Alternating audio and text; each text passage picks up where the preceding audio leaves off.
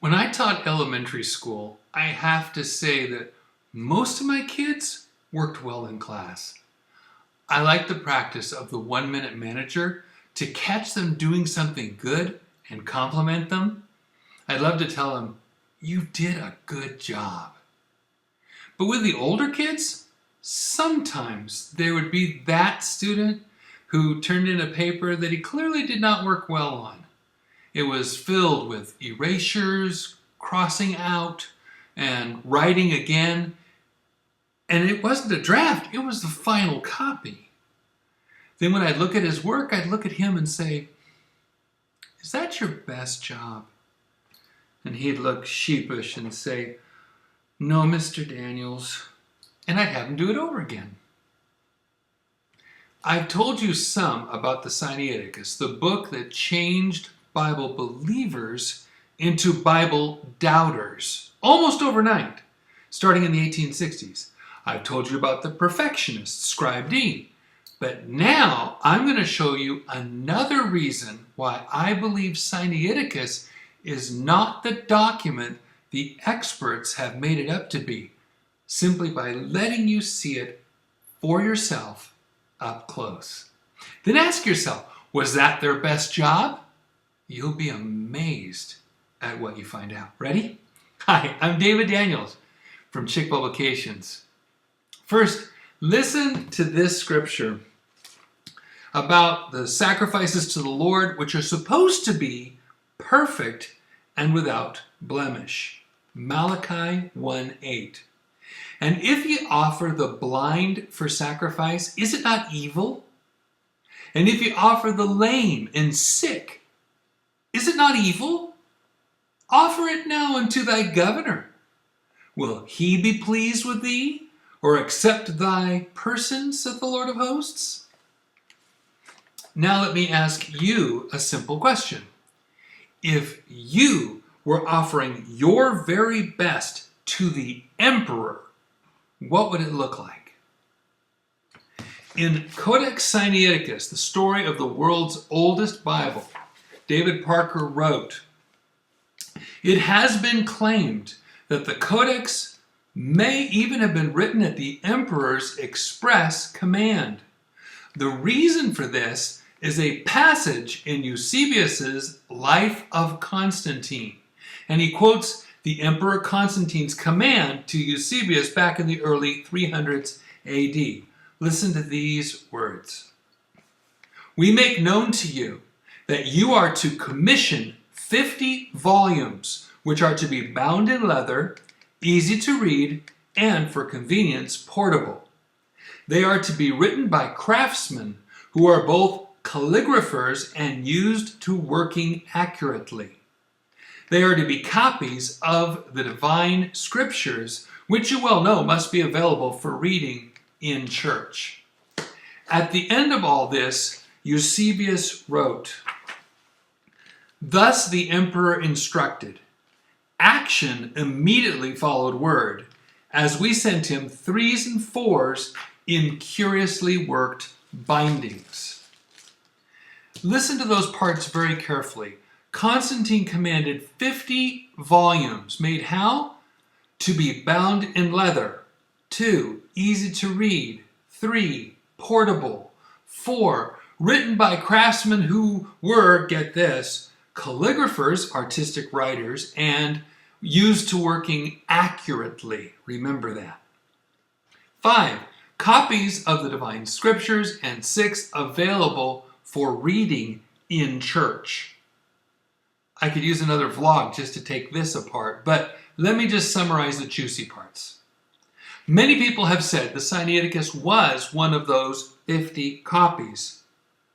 They even rationalized those words to make it fit. And the only pictures of Sinaiticus we ever saw in our books in school were beautiful, perfectly set pages of text. I think those were typed in, not the original ones, but at the very least, they didn't show you what I've been showing you. Now, to the 6 points. Number 1, the Sinaiticus isn't bound in beautiful leather. In fact, from the time in 1859 when Tischendorf brought it out of Egypt, it has had no binding at all. So no one could check to see if it were a beautiful ancient bound text or a modern counterfeit. 2. Easy to read? That is only if you have a single text you're reading. I've already shown you the work of Scribe A with D correcting, and the piles of words written into margins over other words, the erasings, etc. That is not easy to read. 3. Portable. Let me remind you that the facsimiles, this is a facsimile, of Sinaiticus are 5% smaller than real life. This is not exactly something you can carry with you to prayer meeting. 4. Written by craftsmen who are calligraphers. Now that much is possible. Scribes A, B1, B2, and D, did form letters you can read, but used, number 5, to writing accurately? I'm not sure you could call what they did accurate. So let me stop there and show you what the text of much of Sinaiticus looks like from a distance. Then let me show you close up what's really going on. I've marked these, but do you see the general text? Okay. Now you see that upside down triangle of words right here? Let me give you a close-up. In English, it says this: at the sign of the 3 crosses is the end of the 7 leaves, which are superfluous and not a part of Esdras. That's referring to the 19 chapters of 1 Chronicles that were duplicated here that I talked about in vlog 150, why you can't trust the Sinaiticus. There are so many things wrong here. First, it admits there are 7 leaves, 7 folia, 14 pages of 1 Chronicles that is superfluous, which really means they're extra and they don't belong there. But they didn't take them out and fix it. Second, see those 3 crosses there? It says where the sign of the 3 crosses is the end of the 7 leaves. But it's not. The end of the 7 leaves is up above where I drew that red line. Third, look to the left of that red line. Okay? That circle next to it that I made is around something that's smudged out. Can you see it? It's a cross. But it's not the 3 crosses from the note. No. They're down at the bottom, right here. And there's another set right here on the right side of the note as well. So even the note about the mistake is a mistake. This is a big mistake. But there are also little mistakes all through Sinaiticus. Even in the Psalms, remember I told you they are beautiful, and they are. But if you look closely, I'm going to zero in right here. They have mistakes. Here's that part zoomed in. Do you see it? How about if I mark them for you? There you go. See, it doesn't matter how you slice it or where you look. Not even in Scribe D. Let's face it, it's nobody's best job, and it's not a final job either. So that's why the mess called Sinaiticus is all the more surprising to me now that I finally get to look at every page for myself. It doesn't look like the final work of any real scribe at all.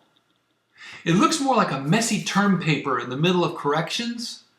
It looks more like a draft copy before they knuckle down and make a real Bible. If you turn that into your teacher, you'd get an F. He'd say, don't give me your draft, give me your final copy.